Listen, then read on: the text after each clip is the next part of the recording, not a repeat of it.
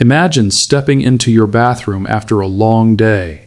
The once pristine porcelain bathtub now stares back at you, dull, no yellowed, no stained with rings that no amount of scrubbing seems to touch. You've tried the sprays, the gels, the scrubs promising miracles. Hundreds of dollars later, the yellow remains.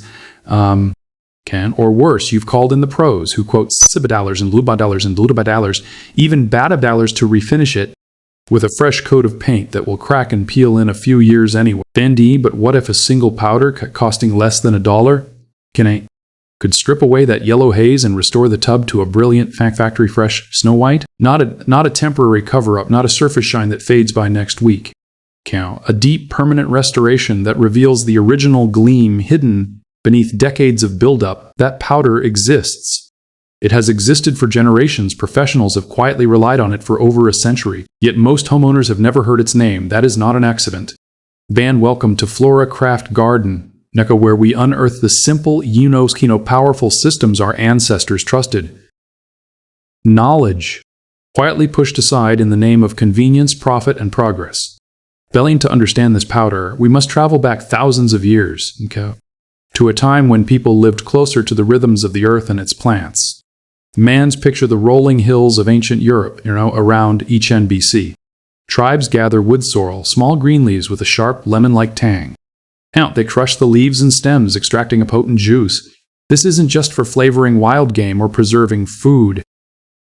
Can they use it to brighten fabrics, to remove stubborn marks from tools forged in fire?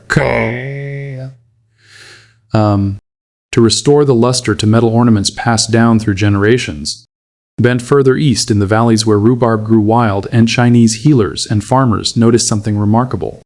The leaves and roots held a natural acid that could dissolve mineral crusts and lift deep-set stains from clay vessels and stone surfaces. And they called upon these plants not only for medicine, but for keeping their living spaces pure, bright, clean, free of the dulling films left by hard water and smoke from open hearths. Manjo, by the time of the Romans, around Ebite AD, this knowledge had spread. Bathhouses, the pride of every city, featured massive marble and early porcelain-like surfaces. And slaves and attendants prepared pastes from sorrel and other oxalate-rich plants to keep the baths gleaming white. A yellowed bath was unacceptable in a culture that valued hygiene and beauty as signs of civilization. The acid worked by reaching into the microscopic pores, binding to the iron and calcium deposits that cause discoloration, and carrying them away when rinsed. It didn't mask the problem, it dissolved the cause, The old powder didn't disappear. It simply stopped being talked about in the mainstream. Hardware stores stocked it, but without the multi-million-dollar ad campaigns of the new brands. Refinishers continued to use it as a critical first step, stripping the yellow and stains thoroughly before applying their expensive epoxy or acrylic topcoats. They knew the truth. Without that deep clean, the new finish would fail faster. Yet they rarely mentioned the powder to customers. Why would they?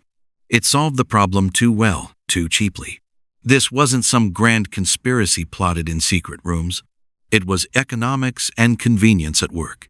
An industry built around replacement and refinishing had little incentive to promote a solution that let people keep and restore what they already owned. Dependency replaced self-reliance. The knowledge faded into the background, buried not by law, but by louder voices and shorter attention spans. Today, that shift matters more than ever. Our water is harder in many places, loaded with minerals from aging pipes and treatment plants. We spend more on bottled cleaners and professional services, while our homes show the wear. Yellowed tubs don't just look old, they signal hidden buildup that can harbor bacteria and make cleaning routines feel endless. In an era of rising costs for food, energy, and repairs, every dollar saved on maintenance counts. Every act of restoring what we have, instead of replacing it, reclaims a piece of independence. This powder connects us back to that older way of living where problems had natural, accessible answers if you knew where to look. You won't find elaborate rituals here. The possibility is straightforward. Hardware stores and online suppliers still carry pure oxalic acid crystals, or ready-formulated powders based on the same chemistry.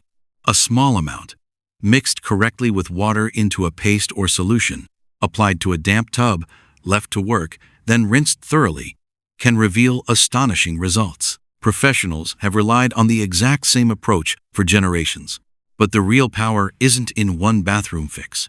It's in remembering that many of the challenges we face, dull surfaces, stubborn stains, creeping dependency on expensive fixes, have roots in forgotten knowledge, simple compounds from plants, time-tested reactions, systems that empowered ordinary people to care for their own spaces without constant outside help. What else has been quietly set aside in the rush toward the new and the convenient? What other powders, plants, or principles from our ancestors could restore not just a bathtub, but a deeper sense of control over daily life? The yellow in your tub isn't just discoloration. It is a reminder. Beneath it lies something bright, original, and reclaimable if you choose to look. The archives of human ingenuity are far from empty. They wait for those willing to dust them off. Until next time, keep seeking the roots that were never truly lost.